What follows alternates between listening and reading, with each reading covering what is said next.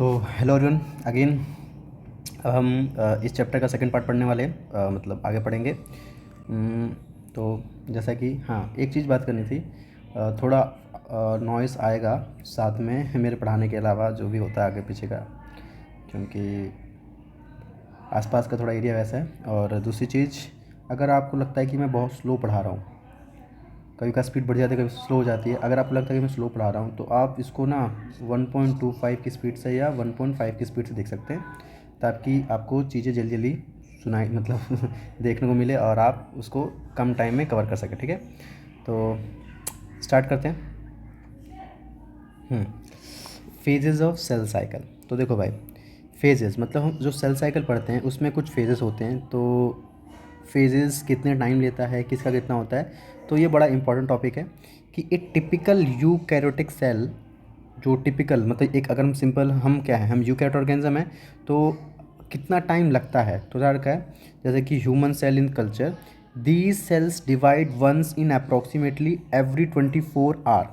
हर 24 घंटे के अंदर आपका सेल डिवाइड कर जाता है। ठीक है, however this duration of cell cycle can vary from organism to organism and also from cell type to cell type. तो बोलना चाह रहा है कि जनरली जो यूकैरियोट ऑर्गेनिज्म है उनका जो सेल डिवीज़न 24 आवर का है, पर वो सेल पे भी डिपेंड करता है और सभी सेल पे वैरी करता है, ये बताना चाह रहा है। ठीक है, फिर yeast for example can progress through cell cycle only about 19 minutes. तो ये सिर्फ 90 मिनट्स में कर लेता है। कौन, ईस्ट की बात हो रही है, तो क्वेश्चन पूछ सकता है आपसे। ठीक है, फिर the cell cycle divided into two basic phases. दो बेसिक फेजेस हैं, पहला है इंटरफेज, दूसरा है एम फेज। ठीक है, इंटरफेस एम फेज। तो इंटरफेस से ही आपको थोड़ा समझ में आ रहा होगा कि ये फेज़ वो है जो वो अपना बोल सकते हो कि आराम सा कर रहे हैं, पर आराम तो नहीं करते। और फिर एम फेज़ को माइटोसिस फेज़ कहा गया है, इसको ही रियल डिवाइडिंग फेज़ कहते हैं। ठीक है, जो रियल में ही डिवाइड करता है। तो चलो स्टार्ट करते हैं। हाँ, जब आप, चलो हम डायग्राम बनाते हैं पहले।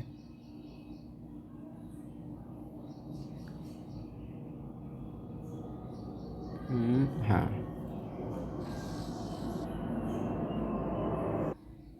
हाँ, तो अगर मैं सेल साइकिल को देखूं तो सेल साइकिल में सबसे पहले आपका इंटरफेज़ आता है।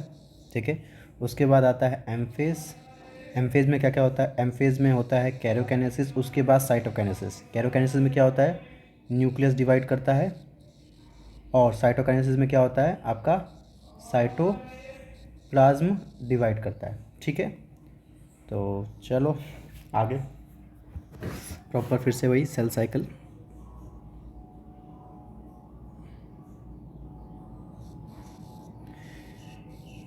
इसको प्रॉपर अच्छे से एक्सप्लेन करेंगे। कि सबसे पहले मैंने बोला कि इंटरफेज़ है, कौन सा फेज़ है, इंटरफेज़ है। उसके बाद क्या, इंटरफेज़ है, और इंटरफेज़ के बाद क्या है, एम फेज़ है। ठीक है, तो इंटरफेज़ में क्या क्या होता है, तो सबसे पहले इंटरफेज़ में आता है जिसको गैप वन फेज़ बोलते हैं। क्या बोलते हैं, गैप वन, जिसको हम शॉर्ट में जीवन भी बोलेंगे। और उसके बाद अगला क्या है, एस फेज़। ठीक है, उसके बाद अगला क्या है, गैप टू फेज़। ठीक है, अब उसके बाद गैप वन में क्या होता है और एस में क्या होता है और जी जी गैप टू में क्या होता है।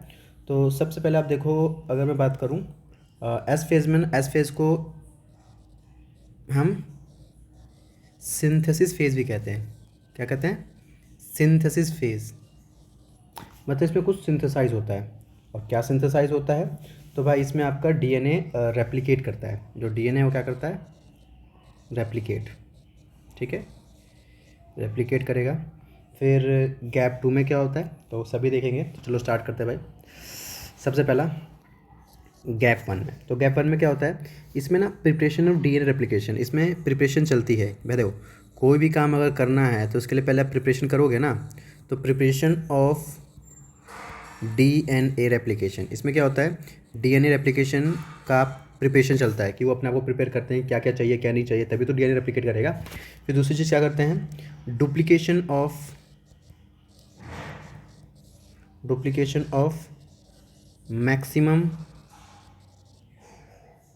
Cell organelle. ज़्यादातर सेल ऑर्गेनल डुप्लीकेट कर जाते हैं आपके गैप वन फेज़ में। अब हमने बात की एस फेज़ में। एस फेज़ में क्या होता है, तो मैंने बता दिया पहले, डीएनए रेप्लिकेट करता है, क्योंकि वो सारी चीज़ तैयार हो जाती है जो डीएनए को चाहिए रेप्लिकेट करने के लिए। फिर इसके अलावा एक और चीज़, सिंथेसिस ऑफ हिस्टोन प्रोटीन। क्या? Synthesis of histone protein. ठीक है। और एक बड़ी इंपॉर्टेंट चीज़ है, इसको मैं थोड़ा अलग से लिख देता हूँ, वो है आपका सेंट्रियोल। Centriole duplication. एक सेंट्रोल प्रेजेंट होता है और बाद में ये एक सेंट्रोल दो में कन्वर्ट हो जाता है। तो ध्यान रखिएगा स्पेशल खास चीज़ क्या है। फिर अगर हम बात करें गैप टू फेज़ की, तो गैप टू में क्या होता है, गैप टू में जो जो सेल के ऑर्गेनल डुप्लीकेट नहीं कर पाए हैं वो डुप्लीकेट करते हैं। जैसे कि आपका लिखता हूँ मैं, डुप्लीकेशन, डुप्लीकेशन ऑफ क्या, माइटोकॉन्ड्रिया। माइटोकॉन्ड्रिया डुप्लीकेट करेगा। फिर डुप्लीकेट कौन करेगा, chloroplast and Golgi body. And उसके बाद लास्ट इम्पोर्टेंट चीज़, ट्यूबुलिन प्रोटीन। ट्यूबुलिन प्रोटीन का फॉर्मेशन होता है। ठीक है ना। तो फिर अब हम बात करते हैं एम फेज़ की। तो एम फेज़ में सबसे पहले बताया था ना के, जो कैरोकाइनेसिस बोलते हैं, इसमें क्या क्या होता है, इसमें होता है PMAT। ठीक है। पी का मतलब होता है क्या, प्रोफेज, एम का मतलब मेटाफेज, ए का मतलब एनाफेज, टी का मतलब टीलोफेज। जब ये सब हो जाता है तब जाके लास्ट में होता है क्या, सी। सी क्या होता है, कैरियो साइटोकाइनेसिस। को समझ में आया क्या? ओके। तो एक बार फिर से देख लेते हैं सब कुछ क्या क्या। जब आप सेल साइकिल को देखते हो तो सेल साइकिल में सबसे पहला होता है इंटरफेस। इंटरफेस में कुछ चीज़ें होती हैं, वो क्या क्या होता है, सबसे पहला होता है G1, फिर क्या होता है S, फिर क्या होता है G2। ये जब हो जाता है, ये तीनों चीज़ें हो जाती हैं, तब जाके वो कहाँ घुसते हैं, एम फेज़ में। एम फेज़ में बताया मैंने क्या क्या होता है। एम फेज़ में कैरोकाइनेसिस होता है, और उसके बाद क्या होता है, साइटोकाइनेसिस। कैरोकाइनेसिस को क्या बोलते हैं, न्यूक्लियस का डिवीजन होना, और साइटोकाइनेसिस को क्या बोलते हैं, साइटोप्लाज्म का डिवीजन होना। और कैरोकाइनेसिस में क्या क्या होता है, PMAT, पीमैट। ओके। फिर मैंने बताया कि जब सेल साइकिल देखोगे तो इंटरफेस, इंटरफेस में G1, S और G2। G1 में क्या बताया, मैंने बताया था कि एस फेज़ में, एस फेज़ को ध्यान रखो, सिंथेसिस फेज़। सिंथेसिस का मतलब कुछ बनना। तो इसमें क्या सिंथेसाइज करता है, डीएनए रेप्लिकेट करता है, मतलब डीएनए सिंथेसाइज करेगा।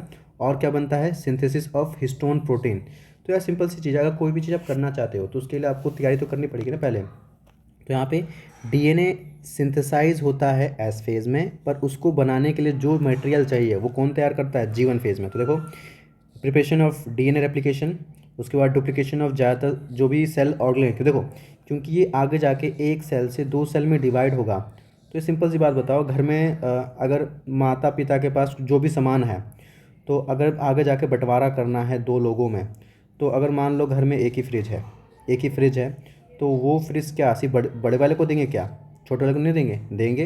तो उसके लिए क्या करेंगे, ये उसके लिए वो बनाएंगे। बनाने का मतलब क्या है कि वो बाहर से खरीद कर लाएंगे। फिर मान लो वो फ्रिज इसको भी देंगे, भाई चल बेटा तू भी ले ले। तो इनके पास फ्रिज आएगा, मतलब सामान में घर में अगर कोई भी चीज़ है, तो अगर कोई चीज़ नहीं मिल रही है दूसरे वाले को, तो उसके लिए वो खरीद के लाएंगे और दूसरे को देंगे, ताकि ये ना लगे कि भाई छोटे वाले को, कि बड़े को दे दिया और छोटे को नहीं दिया। ठीक है। तो उसी तरह से जीवन फेज़ में वो सब कुछ तैयार करते हैं ताकि आगे जाके दोनों को इक्वल इक्वल मटेरियल बांट सके। वो कुछ भी हो सकता है, तो इसलिए वो क्या करते हैं, अपना सेल का ऑर्गन डुप्लीकेट कर लेते हैं। फिर ये एस फेज़ में मैंने बताया कि भाई डीएनए रेप्लिकेट करता है, हिस्टोन प्रोटीन बनता है। उसके बाद ये बड़ी इंपॉर्टेंट चीज़ है, सेंट्रोल भी डुप्लीकेट करता है। ठीक है। जब ये सब हो जाता है तो थोड़ा बहुत G2 फेज़ में क्या होता है, इसमें जो जो सेल ऑर्गेनल डुप्लीकेट नहीं हो पाए थे वो डुप्लीकेट भी होंगे लास्ट में। माइटोकॉन्ड्रिया डुप्लीकेट करता है, chloroplast, Golgi body and tubulin protein. ये क्या होता है, तो आपको आगे समझ में आएगा ट्यूबुलिन प्रोटीन क्या होता है। फिर हम बात करते हैं इसके बाद एम फेज़ आता है। एम फेज़ में दो चीज़ें होती हैं, एक होता है कैरोकाइनेसिस, एक होता है साइटोकाइनेसिस। कैरोकाइनेसिस में चार चीज़ें होती है, PMAT जिसको बोलते हैं प्रोफेज, मेटाफेज, एनाफेज, टीलोफेज। ठीक है। मैं फिर से एक बात बोल रहा हूँ कि अगर आपको लगता है कि मैं काफ़ी स्लो पढ़ा रहा हूँ तो आप ये स्पीड थोड़ी तेज कर लेना, ठीक है ना। आ गया। अब चलो अपनी एनसीईआरटी पढ़ लेते हैं भाई, क्या क्या पढ़ना था हमें। तो एनसीईआरटी में सबसे पहले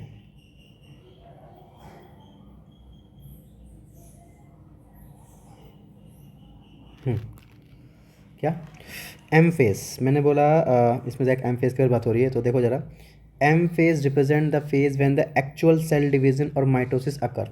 आपसे क्वेश्चन पूछ सकता है कि सेल डिवीजन में किसको एक्चुअल सेल डिवीजन कहते हैं, तो उसको बोलते हैं एम फेस को कहते हैं, ठीक है। उसके बाद interphase represent the phase between two successive M phase. ये सक्सेसिव एम फेस का मतलब क्या है कि जो भी आपका इंटरफेस होता है वो बेसिकली एम फेस के बाद ही आता है, ठीक है। तो बोलना चाह रहा है it is significant to note that in the 24 hour, मान लेते हैं कि ये जो सेल डिवीज़न है वो 24 घंटे में होता है, तो 24 घंटे का 95% और बाकी का 5% दो में अलग अलग डिवाइडेड है। जो आपका इंटरफेस होता है वो 95% मतलब टाइम लेता है। ऐसा समझो ना कि अगर आप किसी भी एंट्रेंस की तैयारी कर रहे हो तो उसके लिए क्या करते हो आप, उसके लिए आप करीब करीब मान लो 6 महीने, 7 महीने, 8 महीने या 10 महीने, आप मान लो 6 महीने प्रॉपर तैयारी करते हो, और जब तैयारी हो जाती है उसके बाद सिर्फ 3 घंटे में वो पेपर आप देकर आते हो। तो फाइनली आपका एग्ज़ाम ये हुआ। दूसरी तरह से बोला चाह रहा है कि जो इंटरफेस होता है वो 95% ड्यूरेशन लेता है, बाकी का 5% बोल सकते हो कौन लेता है, एम फेज लेता है, ठीक है। उसके बाद M phase start with the nuclear division. M phase में क्या बताया था मैंने, न्यूक्लियर डिवीजन, जिसको क्या बोलते हैं, कैरियोकाइनेसिस। तो देखो लिखा हुआ है न्यूक्लियर डिवीजन होता है corresponding to the separation of the daughter chromosomes, जिसको कैरियोकाइनेसिस कहते हैं, and usually end with the division of cytoplasm. और जब साइटोप्लाज्म डिवाइड कर जाएगा तो फाइनली सेल डिवाइड कर जाएगा। मतलब ऐसा होता है, सपोज करो आपका ये सेल है, ये मैं बड़ा बना रहा हूँ इसको, ये आपका क्या है, न्यूक्लियस है, इसके अंदर आपका ये जेनेटिक मटेरियल है। तो होता क्या है ना कि जो जेनेटिक मटेरियल वो इक्वल इक्वल दोनों में डिवाइड हो जाता है, तो इधर भी वो आ जाता है और इधर भी आ जाता है, तो दोनों के पास इक्वल जेनेटिक मटेरियल चला गया। उसके बाद ये आपका डिवाइड कर जाता है, मतलब आपके एक ही सेल में आपको 2 न्यूक्लियस दिखने लग जाएंगे। अब जब 2 न्यूक्लियस हो गए तो आगे कॉम्प्लिकेशन बढ़ती है, इसलिए फिर क्या हो जाता है, फिर आपका साइटोप्लाज्म डिवाइड कर जाता है। तो ये लिखा हुआ है interface through called the resting phase. तो इंटरफेस कौन सी फेज़ कहलाती है, रेस्टिंग फेज़ कहलाती है। इसको रेस्टिंग फेज़ क्यों कहते हैं, क्योंकि हमें लगता है कि उस समय वो आराम कर रहे हैं, और सच्चाई ये आराम नहीं कर रहे होते, वो अपने आप को प्रिपेयर कर रहे होते हैं, ठीक है। काहे किस लिए प्रिपेयर कर रहे होते हैं, एम फेज़ के लिए प्रिपेयर कर रहे होते हैं। तो लिखा हुआ interphase called the resting phase is the time during which the cell preparing for the division by undergoing both cell growth and DNA replication in an orderly manner. तो बोलना चाह रहा है कि इस केस में वो अपने आप को अपनी सेल की ग्रोथ करा रहा होता है और डीएनए रेप्लिकेट कर रहा होता है इन एक ऑर्डर, मतलब प्रॉपर एक ऑर्डरली मैनर में, ठीक है। The interface is divided into 3 phases. Interface को डिवाइड करके 3 फेजेज में कौन कौन सी फेज है, तो G1 है, S है और G2 है। G1 को गैप 1 फेज़ बोलते हैं और S को सिंथेसिस फेज़ बोलते हैं और G2 को गैप 2 फेज़ बोलते हैं। अब पढ़ते हैं G1 में क्या होता है। तो लिखा हुआ है correspond to the interval between the mitosis and initiation of DNA replication. तो इसमें इनिशिएशन होता है during G1 phase the cell is metabolically active and continuously grow but does not replicate the DNA. मतलब वो सारे काम कर रही होती है पर डीएनए रेप्लिकेट नहीं करती, क्योंकि मैंने बताया अभी डीएनए रेप्लिकेट कहाँ होता है, एस फेज़ में। मतलब सभी चीज़ तैयार कर लेते हैं जो आगे उन्हें करना है। तो जब तैयारी हो जाती है तब जाके वो कहाँ घुसते हैं, एस फेज़ में घुसते हैं, जिसको सिंथेसिस फेज़ बोलते हैं। And mark the period during which DNA synthesis और replication takes place. During this time the amount of DNA पर डबल। इसमें जो डीएनए का अमाउंट है वो डबल हो जाता है। डबल बोलने का मतलब मैंने बताया था, मैं ये मान लो आपका डीएनए है, ये आगे जाके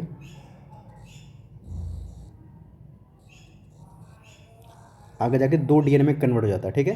तो इसलिए लिखा है amount of DNA double if the initial amount of DNA is denoted as 2C। अगर मान लो पहले जो अमाउंट ऑफ डीएनए जितना था उसको अगर मान लो हमने 2C कहा, तो जब सिंथेसिस फेज हो जाता है तब वो क्या उतना हो जाएगा, 4C हो जाएगा। तो ये लिखा हुआ है DNA is generated 2C then it increase to 4C। However there is no increase in the chromosome number. अभी समझ में आएगा कि इसमें कोई क्रोमोसोम नंबर में इंक्रीज नहीं होता।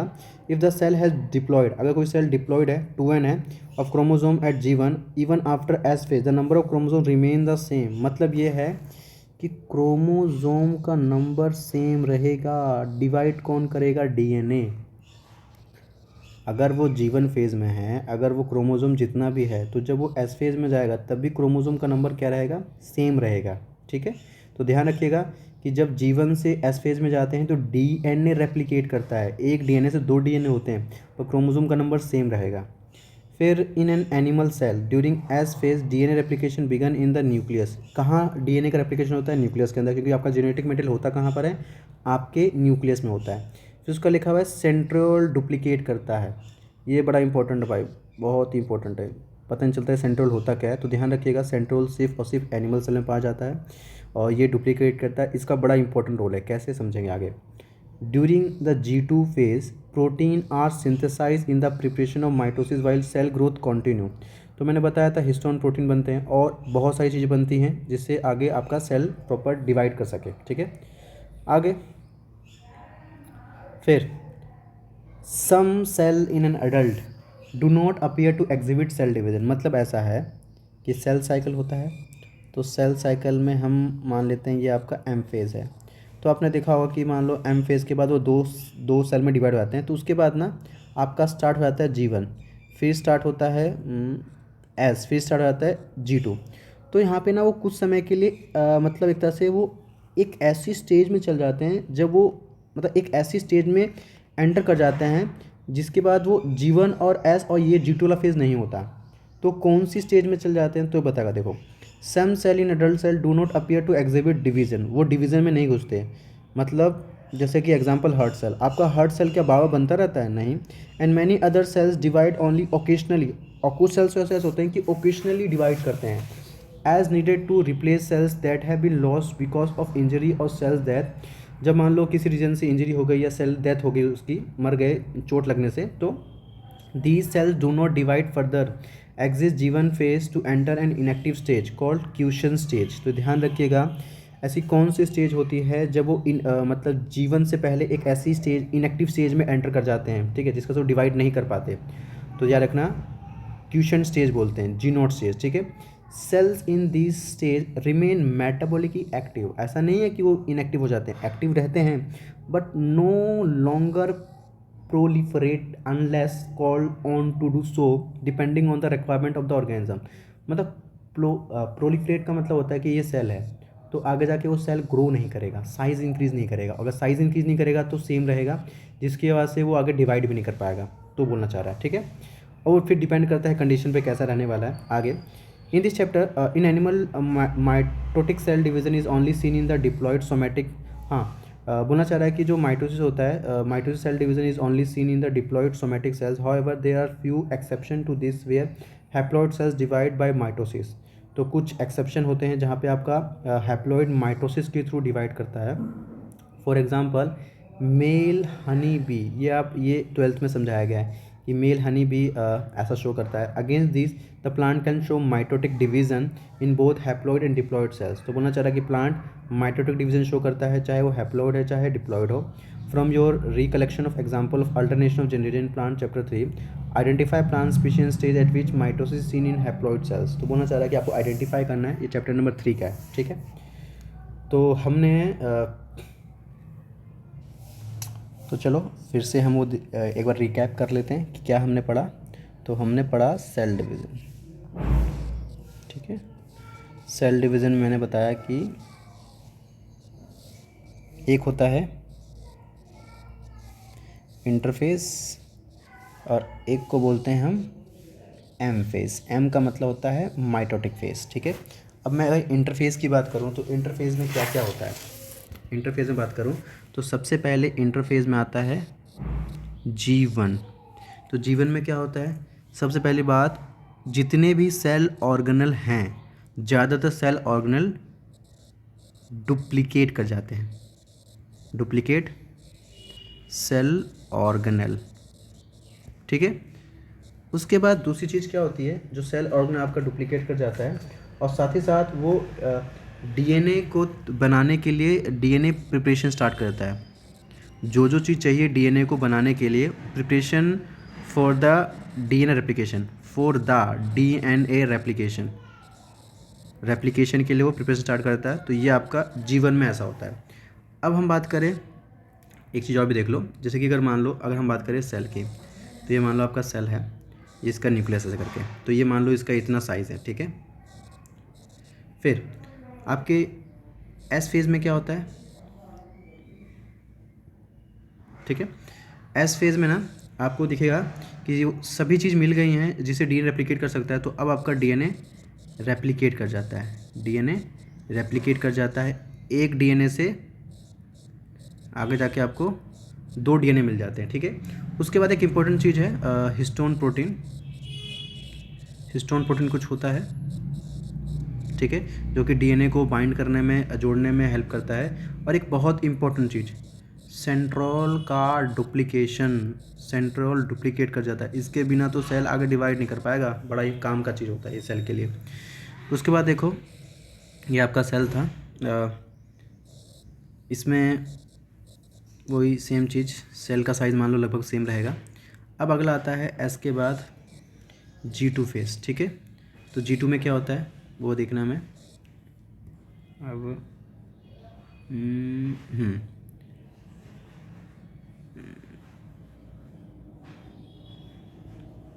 चलो, G2 में आपका जो सेल डुप्लीकेट नहीं हो पाए हैं वो डुप्लीकेट कर जाते हैं सेल के ऑर्गेनल, जैसे कि मैंने बताया था माइटोकॉन्ड्रिया, क्लोरोप्लास्ट और गोल्गी बॉडी। और एक बड़ी इंपॉर्टेंट चीज़ होती है, इसको बोलते हैं ट्यूबुलिन। ट्यूबुलिन प्रोटीन का सिंथेसिस चलता है, ट्यूबुलिन प्रोटीन सिंथेसिस होता है। ये भी क्या होता है समझा देंगे भाई। फिर अगली चीज़ होती है क्या कि मैक्सिमम, देखो अभी सेल ग्रोथ में लगा हुआ, पर जो मैक्सिमम सेल की ग्रोथ होती है वो G2 फेज़ में होती है। मतलब अब आपका सेल पहले के कंपेयर में काफ़ी बड़ा हो चुका होगा। तो इसमें बोलते हैं कि मैक्सिमम साइटोप्लाज्मिक ग्रोथ कहाँ होती है, वही होती है। हाँ, एक इम्पॉर्टेंट चीज़, न्यूक्लियस में कोई चेंज नहीं होता, मैंने थोड़ा वैसे बना दिया, पर न्यूक्लियस रिमेन सेम रहेगा, ठीक है ना। बाकी आपका जो भी साइटोप्लाज्मिक ग्रोथ मैक्सिमम होता है। अगर आपसे पूछे ना कि G1, S और G2 फेज़ में सबसे ज़्यादा साइटोप्लाज्मिक ग्रोथ किस में होती है, तो बोलोगे G2 फेज़ में मैक्सिमम साइटोप्लाज्मिक ग्रोथ होती है, ठीक है। और इसके बाद वो एंटर कर जाते हैं। देखो अब आपका सेल बिल्कुल प्रॉपर तैयार हो चुका है किसके लिए, एम फेज़ के लिए। तो अब वो एम फेज़ में एंटर कर जाता है। तो जब एम फेज़ में एंटर करेगा, तो मैंने बताया एम फेज़ में पहले आता है क्या, कैरियोकाइनेसिस, मतलब न्यूक्लियस का डिवाइड होना। फिर क्या होता है, साइटोकाइनेसिस। तो इसमें क्या क्या चीज़ होती हैं, PMAT, जिसको हम PMAT बोलते हैं, ठीक है। अब इससे पहले कुछ और भी चीज़ देख लेते हैं, वो क्या है। तो चलो, सपोज़ करो ये आपका सेल है और सेल के अंदर ये क्या है आपका genetic material. Genetic material direct नहीं दिखता, वो कब दिखेगा, जब हम इस पर डालेंगे डाई। डाई बेसिकली वो चीज़ होती है, या स्टेन बोल सकते हो, ये वो चीज़ होती है जो कि सेल के अंदर के कंपोनेंट को दिखाती है, ठीक है, ठीक है। तो जब स्टेन डालेंगे तब तो आपको ये जो आपका सेल है और सेल के अंदर का जो न्यूक्लियस है, इसके अंदर आपको ना ये ऐसे रेड कलर, आपको ये ऐसे कुछ कलरफुल चीज़ दिखती है, बीट्स ऑफ स्ट्रिंग दिखती है, बीट्स ऑफ स्ट्रिंग जैसे बोलते हैं, ऐसे करके, ठीक है। तो आगे जाके पता चला ये क्या होते हैं, ये क्रोमेटिन। क्या होता है, क्रोमेटिन। क्रो का मतलब होता है कलर और एक्टिन का मतलब होता है थ्रेड, ठीक है। तो ये आपको एक ऐसा थ्रेड दिखेगा जो कि कलरफुल दिखता है, ठीक है ना। तो ये हम बेसिकली इस पर स्टेन डालते हैं तभी ऐसा हो पाता है, नॉर्मल देखो तो आपको दिखेगा नहीं ऐसा। अब हम बात करते हैं कि जो डीएनए होता है, तो चलो देखो ये आपका डीएनए बना दिया मैंने, ठीक है। ये आपका डीएनए है और ये हिस्टोन प्रोटीन होते हैं। तो ये H2A, H2B, H3, H4, ऊपर 4 नीचे 4, H2A, H2B, H3, H4, इनको हमने बोला ये हिस्टोन प्रोटीन है, ठीक है।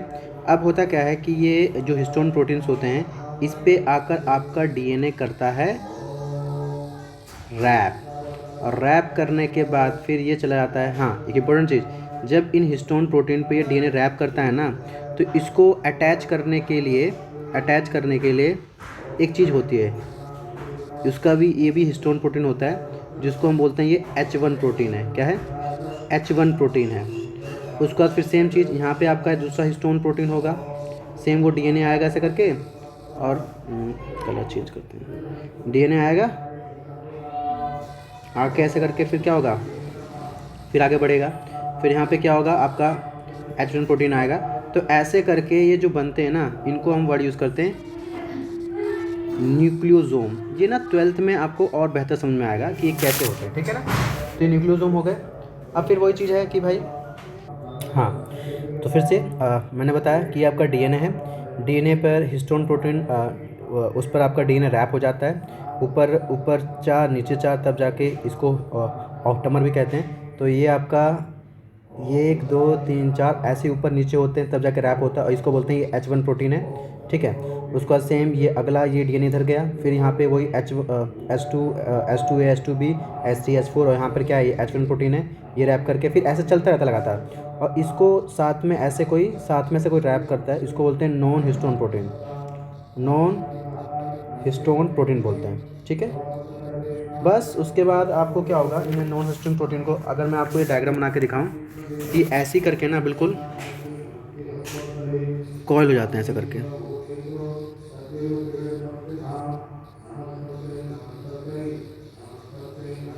ऐसे करके, ठीक है।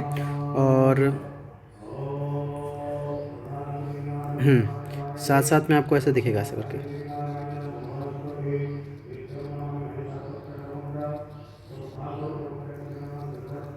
ऐसे करके, तब जाके आपको ये कुछ ऐसा दिखता है, ये करके। आई बस में। तो ये आपका क्या है, क्रोमोसोम है, ठीक है। क्रोमो मतलब कलर हो गया, कलर, और जोम का मतलब क्या होता है, आपकी बॉडी। तो ये ऐसे बनता है।